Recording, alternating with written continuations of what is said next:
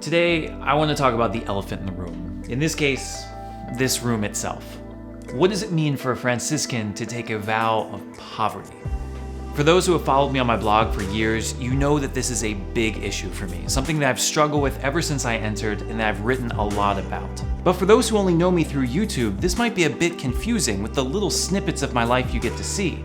Not only do I have a nice camera, I have two nice cameras. Not to mention a nice room with lots of stuff. I live in a big house with a roof over my head and nice places to relax. Wireless internet in every room. There is always enough food. We have heat to keep us warm in the winter, and we have access to good transportation. And even though I have to share the car between 3 people, we eat simply without a whole lot of extravagance. The heat doesn't exactly work in all the rooms. Our internet cuts out every other week. Most of what I wear, maybe 5, 10 years old, was bought at a thrift store to begin with.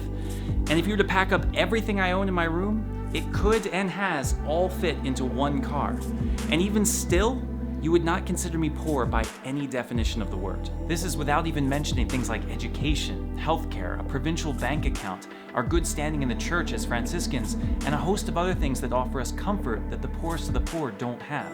So let's talk about this, because if there's one thing I get criticized for, it's this. People often know a little bit about St. Francis, so when they look at my life, it's not uncommon to be called a fake Franciscan or a fraud, and that kind of bothers me. So let's start right there. I don't live the way that St. Francis did. You are absolutely right. But that's sort of the case for every single friar that's ever lived. When talking about the Franciscan charism, it's important to distinguish between St. Francis, one of the most amazingly humble and virtuous men to ever live, and the ragtag bunch of men that followed him.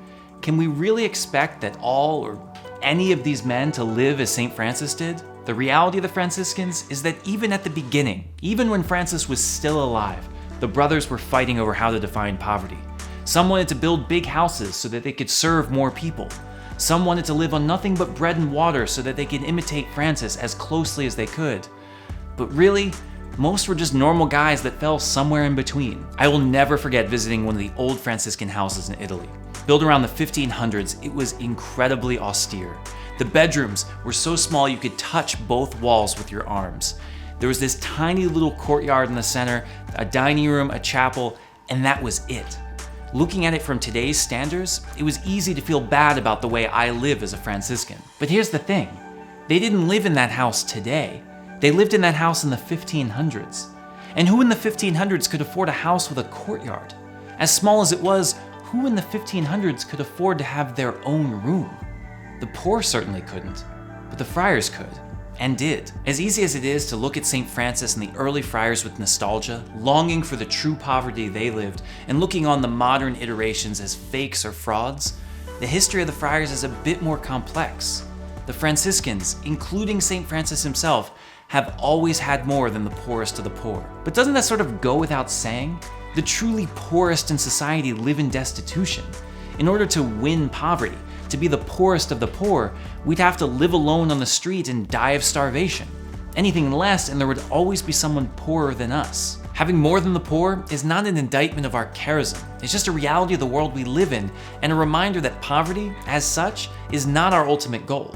When St. Francis spoke about poverty, when Jesus said, "Blessed are the poor," and called all his disciples to sell all they have to follow him, the purpose was not destitution.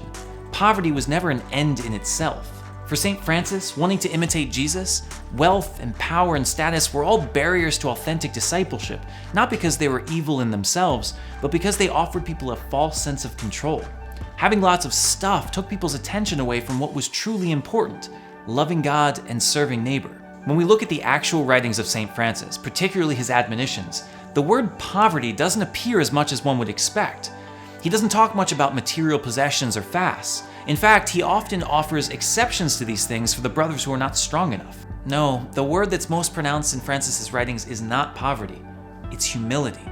We're not the order of poor brothers, we're the order of friars minor, lesser brothers. Much more important than attention to material wealth is a call to be humble, to serve the poor and each other, to give up our power and authority so as not to expect anything for ourselves, and to follow Jesus without reservation. Does this give us a free pass to own anything we want and to live extravagantly? Of course not. Living with a spirit of poverty and giving up our need to be in control necessarily requires that we live with few material possessions. And I'll be the first to admit that we could definitely do better. Especially in our hyper-commercialized American culture, it's so easy to let the values of the world creep into the friary. We must be willing to evaluate our lives and be willing to give up whatever gets in the way of true discipleship. But having possessions at all, even nice ones, is not the issue. It's how we relate to them that truly matters. I am incredibly fortunate to be able to use expensive camera equipment and a computer, to have books to study from, clothes to wear to keep me warm, all the other great things in this house that I'm able to use. But none of them are truly mine. I use them for ministry. I care for them with the knowledge that someone else will probably use them after me. And ultimately, they help me become a better disciple of Christ. While this video just barely scratches the surface of the issue and probably doesn't do it much justice, I guess the point of it all is that appearances can be deceiving. Seeing just little snippets of my life, or anyone's life for that matter, doesn't capture the complexity of the issue, doesn't show the struggles that one goes through on the inside, or the depths of discernment that goes into every decision. Despite what may appear on the outside, when I professed my vow of poverty last August, I did so with sincerity and have much resolve to live it out for the rest of my life. I may never live it as perfectly as St. Francis did, but I know that I will always try and struggle to live it better each and every day. Still have questions? Maybe you want to challenge me further? Please, I welcome it all. In the description, you'll find 4 links to posts I wrote a number of years ago that help us get a little deeper into the issue, and I'd love to have a discussion about it. And who knows, maybe you'll find that Franciscan poverty is just the thing you're looking for.